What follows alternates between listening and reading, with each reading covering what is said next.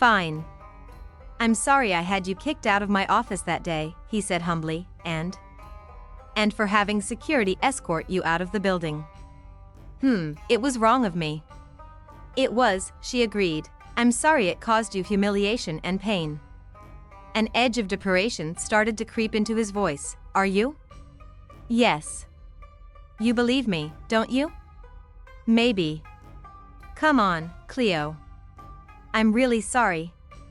It was a shitty thing to do, and I've regretted it ever since. She thought about it, savoring the moment a little longer. Okay. Okay? That one has been struck off the list. Wait a second. How long is this list? It varies.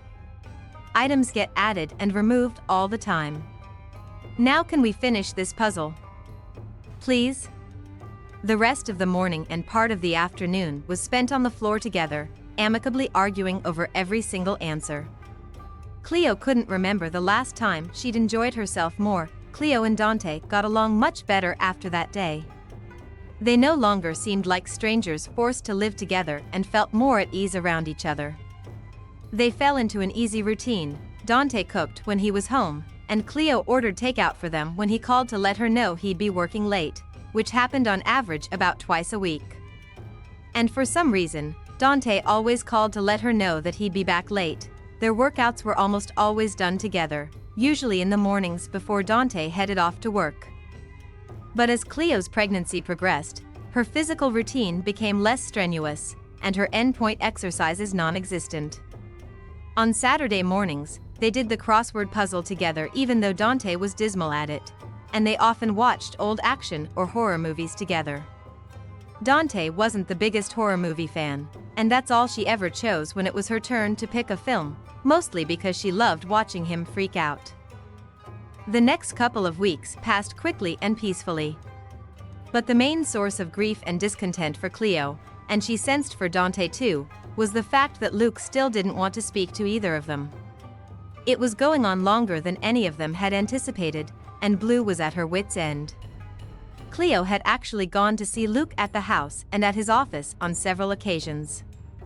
He'd asked her how she was, how the pregnancy was going, and, at the house, had found a reason to exit the room and leave her with Blue. At work he'd told her he was too busy to chat. She didn't know what else to do and decided to let him figure it out in his own time. You're not even watching, Dante complained. His voice interrupting her thoughts, and she squinted at him before switching her attention back to the television. Well, it's your fault for choosing this boring movie, she retorted, waving a hand at the screen. It was some generic action movie. She didn't even think she knew the title. It was badly acted and kind of bland. Are you thinking about tomorrow? He asked. Are you nervous? The dance recital was the following evening, and Cleo didn't feel the kids were anywhere close to ready. She thought her choreography was lame, and she just knew that something catastrophic would happen. The building nerves and anxiety were pretty much on par with what she used to feel before performing. It'll be fine, she said, more to convince herself than him. The kids seem confident. Then what's bothering you? He asked Luke. The name was out before she could prevent it, and he sighed heavily. I had no idea he could be so stubborn, he said with a wry twist of his lips. Why is he so set against the idea of us living together? Because he knows. Her voice tapered off. Knows what? He knows that there's no love between us, and he wanted better than that for me. Except that she wasn't so sure the no love thing was strictly true anymore. There seemed to be quite a lot of love between them, all one-sided and all from her. The heavy silence strained the atmosphere, and she kept her eyes glued blindly to the TV even though she could feel his gaze boring into her profile. We could. This time it was his voice that faded away in the middle of a sentence. He reached for the touchscreen controller and paused the movie, turning his body toward her and waiting until she, reluctantly, did the same. He picked up one of her hands in both of his and turned it over so that he was tracing the lines of her palm with his forefinger. I think we should consider getting married. She gasped and snatched her hand back as if it had been burned. Hear me out.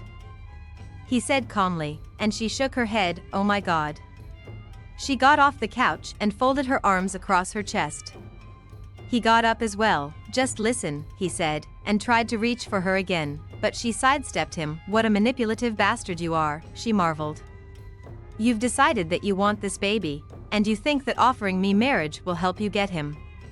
You still have such a low opinion of women in general that you probably genuinely believe that this is the brass ring for me, don't you? What woman wouldn't want to marry Dante Damaso? After all, you're loaded and handsome, and that's what all women want, right? I just figured it would make Luke happy and fix the gap between the two of you." He began, "How goddamn selfless of you, relinquishing your precious freedom on behalf of my relationship with my brother." "I didn't say it was selfless." Frustration started to creep into his voice. "It's not just about your relationship with Luke. It's also about mine. And aside from that, you're right, I do want this baby. I want to be his dad. I want him to have my name, I want him to know who I am." "He won't have your name," she whispered, her voice thick with loathing. "You don't deserve to give him your name." "Why the hell not?" He finally lost his cool, and his voice rose as his temper broke. "What did I do that was so fucking wrong? I made a mistake in the beginning, I reacted in the wrong way, and I'll be paying for that for the rest of my life. And worse, the baby will be paying for it too, won't he? Because you're too stubborn to admit that maybe I'd be a good father to that child. And a pretty lousy husband to me," she added resentfully. "I deserve more than a man who doesn't love me and who only married me because I was pregnant. We all deserve more than that. So you want me to tell you I love you? Would that make it all better?" He asked, his voice steeped in bitterness and sarcasm. She uttered a hoarse cry as his words broke something inside of her. It made her want to hurt him as much as he had just hurt her. "You're a miserable excuse of a man, Dante," she said, venom dripping from every word. "And if you came crawling to me on broken glass, professing to love me, I would never believe you, because you're incapable of feeling anything remotely close to love." His jaw clenched and he went pale before he shoved his hands into his pockets and allowed the tension to leave his shoulders until he was almost slouching. "I take it that's a no to the marriage proposal, then?" he asked with a smirk. She gasped and whirled on her heel before heading up to her room as fast as she could. She slammed the door behind her and took childish satisfaction when the sound reverberated through his cold and uninviting apartment. She was shaking uncontrollably and didn't know how to stop it. This is what happened when you allowed yourself to have feelings for someone like Dante Damaso. They found the most creative ways to hurt you, and God, this hurt. She told herself that he hadn't meant to inflict pain. In his mind it was a cold, businesslike proposition, supposedly beneficial to them both. He expected her to view it in the same dispassionate way he probably did. Marriage to him meant wealth and status for her. It meant she and the baby got the protection of his name and that he got to see if he was capable of being a halfway decent parent to a child. He didn't know that she had fallen in love with him. Why would he? It wasn't like he had given her any reason to love him, aside from his unexpected moments of sweetness, charm, latent humor, and charisma.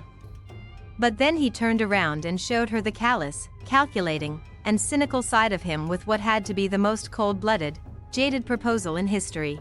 And how did she tell the idiot that she couldn't marry him because she loved him? Living as his wife, as the mother of his child. And not having his love would be soul-destroying. She didn't know what to do, or whom to turn to, and in the end she dragged out her phone and scrolled for Cal's number. She looked at his name on her screen for a long time before she changed her mind and tossed the phone aside. She curled up in the middle of the bed and dragged her knees up to her chest, curving her body protectively around the mound of her baby. She couldn't leave this apartment, not with Luke still angry with her. She had nowhere else to go. She would hold Dante to his promises. She would allow him to be a presence in the child's life, but she wasn't going to marry him, and the baby would not have his name. That was what they'd agreed upon. And that was what the latest, in the increasingly useless, lot of legal documents said. And this was a document she would fight tooth and nail to enforce. "I don't know if I'm doing the right thing, baby," she whispered. "But it has to be better than subjecting all three of us to a loveless marriage, right?" She was gratified when the baby kicked, and took it as a sign of agreement. Chapter 12. The following evening, Cleo stood backstage in a tiny school gymnasium and felt her chest swell with pride as her young dancers took their bows and curtsies. They'd been magnificent, and she just wanted to hug every single one of her little stars. She gave each one a high five as they trotted off stage and passed her on their way to the changing room. Every child got a word of encouragement and praise, and she couldn't resist giving the last, tiniest, girl a brief hug. "Did you see me, miss?" the little girl asked in excitement, her face flushed and happy. "I did." "You were absolutely marvelous," Cleo said, but then added, because she was still the teacher here, "but you have to work on your basic turns, Maisie. We'll talk about it on Monday, okay?" "You were fantastic." "Yes, miss." "Thank you, miss," the girl said with a grin before prancing off, her pink tutu bouncing as she moved. Cleo watched her go with a fond smile on her face, but the smile faded when she saw the man standing in the doorway Maisie had just disappeared through. Why did he always have to show up where he wasn't expected or invited? He watched the girl go before turning back to her with a quizzical look on his face. "Did you ever wear those ridiculous little skirts?" "Of course I did, I was a ballet dancer," she replied before getting straight down to it. "Why are you here?" "I came to watch the performance. The kids were great. Your choreography was fantastic." "I have to go and talk to the children," she said. "Excuse me. I'll be waiting out in the reception area," he informed her, and stepped aside to let her pass. "Don't bother, I drove myself here and I can drive myself back." "I'll be waiting," he reiterated. Her back stiffened, and she walked off without another look back. It took her nearly an hour to finish up. After heaping praise on the kids, she was stopped by parents who were keen to discuss their children. She was supposed to help Susan clean up after the rest of the recital was finished, but the woman, who'd come backstage to congratulate her after her group had danced, urged her to go home, overriding Cleo's protestations by reminding her that pregnant women should take it easy.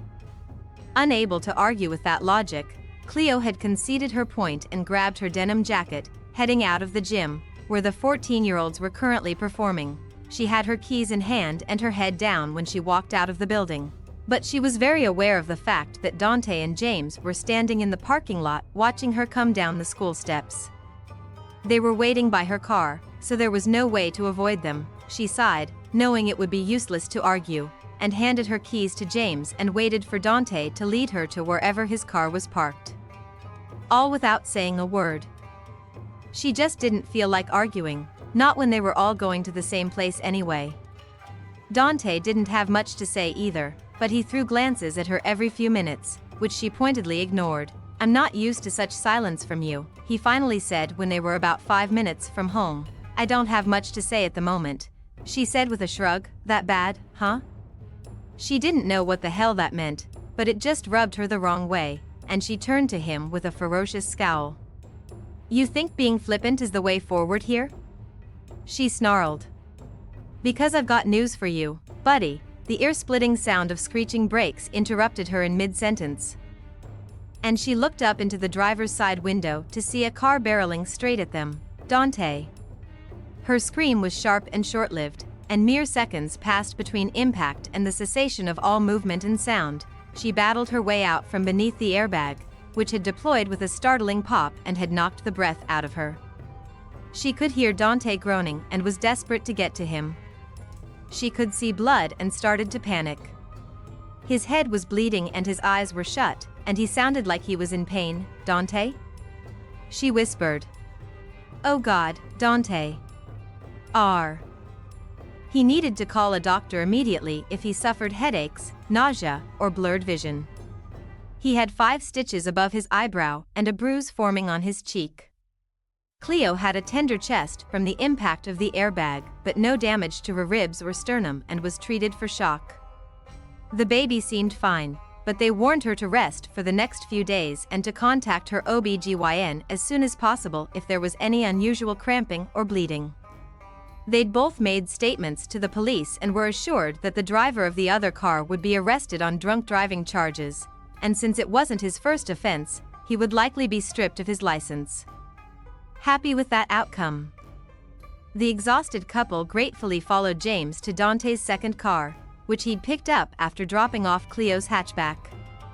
Cleo eyed the gleaming navy blue car in amusement and arched a look at James. "Didn't you think my beat-up old Volkswagen was good enough for His Majesty over here?" James grinned. "I thought you'd both be a lot more comfortable in the Mercedes."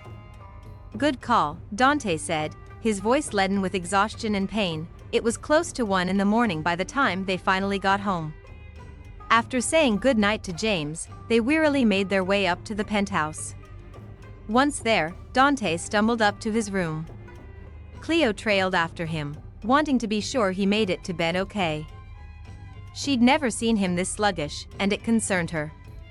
She still worried about his head injury, even though the doctor assured them it was minor, and she knew it was probably the painkillers making him groggy.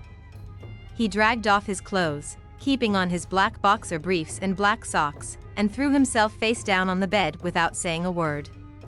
Cleo didn't even think he was aware of her presence in his room. She tried to convince herself that he would be fine if she left and reluctantly turned to exit the room. He said something, his voice muffled by the pillow, and she stopped. Snapped in her direction, and she saw him wince at the fast movement before he lurched toward her. "Ah, Jesus," he cursed when he sank down to his knees in front of her. His hands cupped her face and tilted it up to peer at her closely. "You're okay. You're okay." He sounded unsteady, and he released her face to gather her tenderly into his arms and hug her close. "I'm sorry," he whispered into her hair. "That shouldn't have happened." "I'm sorry." He came out of nowhere, she protested, her voice wobbling even more than Dante's. "It wasn't your fault. You're bleeding, Dante." The quiver in her voice gave way to a sob, and he held her even closer. "It's okay. It's okay, Nina. Don't cry. I'm okay." He muttered similar phrases, his English liberally sprinkled with Spanish. They could hear sirens in the distance and shouting as James and the other driver argued about something, but neither Dante nor Cleo moved, or even looked in that direction. When the emergency services showed up, James pointed them to Dante and Cleo, who still sat in the middle of the field. They had long since lapsed into silence, Dante holding her close while Cleo battled to stop shaking. "He's bleeding," she told the paramedics as soon as they crouched down in front of them, "and she's pregnant," Dante informed them, as one of the men applied pressure to the bleeding wound above his right eyebrow, where a shard of the shattered window had narrowly missed his eye. Her hand went to her bump at the mention of her pregnancy. Of course it would be the first thing Dante thought about in a situation like this. No wonder he'd been so worried about her. There'd be no baby without a healthy Cleo. It hadn't even occurred to Cleo to be concerned about the baby. Her baby was fine. She'd know if it wasn't. Still, it would be wise to check. She gave the bump a reassuring pat and stood up with the overeager assistance of 2 paramedics and 1 apprehensive-looking Spaniard. One of the paramedics attempted to steer her toward the waiting ambulance, but Dante stepped between them and took her elbow, as if she were the most fragile thing in the world. "I'll do it," he said firmly, and the paramedics exchanged glances before shrugging and smoothly moving to flank the hobbling couple as they slowly made their way toward the ambulance. A second ambulance was just arriving, and so were the police. James left the other driver with the emergency responders and strode toward them. "You both okay?" he asked, his sharp gaze taking in their injuries, or lack thereof, in a single glance. "Fine," Dante replied, while the paramedics were checking their vital signs. "What about that guy?" James made a disgusted sound. "Drunk. And feeling confrontational even though he can barely stand upright. He actually wanted to get back into his wrecked car and drive off. I had to take his keys." The fool thought this was an intersection and blasted through the red light. If you hadn't been driving by at that exact moment, he would have wound up in this field. "We're lucky it wasn't worse," Cleo whispered, her hand going to her abdomen as she considered the awful possibilities. "It was bad enough that Dante was injured. You're both going to have to come to the hospital with us," one of the paramedics said sternly. "Sir, we have to rule out concussion," And we need to make sure that everything is in order with your wife's pregnancy." "I'm not," she began, but Dante cut her short with a terse, "Fine." He helped her into the ambulance and climbed in after her. "The cops are going to want to speak with you both," James said as the paramedics shut the doors. "I'll let them know which hospital they're taking you to, and I'll pick you up from there." Dante merely nodded, and his efficient bodyguard took control of the situation. Endless hours later, Dante was given the all clear. No concussion, but it was still a nasty bump to the head, and he needed to call a doctor immediately if he suffered headaches, nausea, or blurred vision. He had 5 stitches above his eyebrow and a bruise forming on his cheek. Cleo had a tender chest from the impact of the airbag, but no damage to her ribs or sternum and was treated for shock.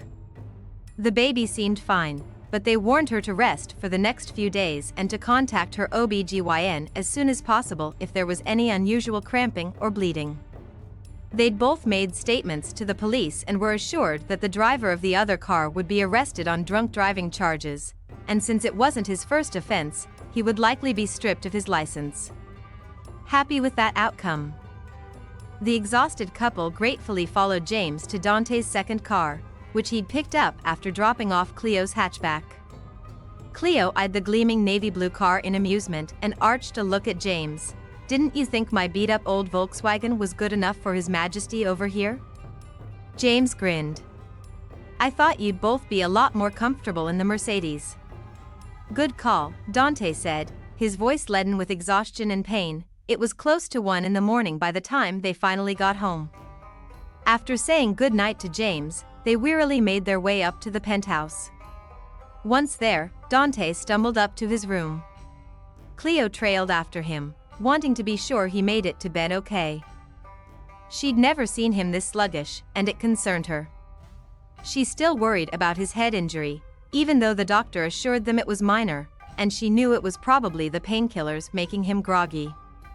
He dragged off his clothes, keeping on his black boxer briefs and black socks, and threw himself face down on the bed without saying a word. Cleo didn't even think he was aware of her presence in his room.